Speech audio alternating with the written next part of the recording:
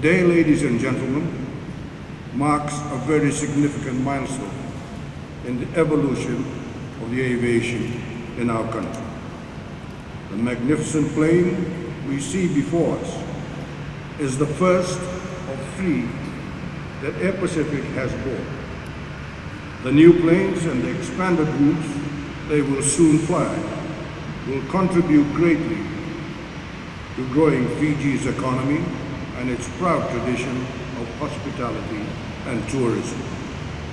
Importantly, the new planes will enable Fiji to expand and sustain its connections to countries with a high number of outbound tourists, and also to new and emerging markets like China, India, and the greater Asian region, and perhaps even in Europe.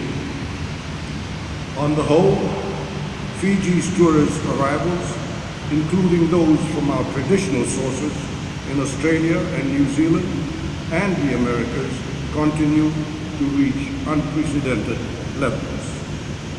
I have no doubt that the new aircraft will translate into even more arrivals in the same way that they will help to create more jobs and contribute significantly to sustaining our tourism industry as Fiji's top foreign exchange and revenue earner.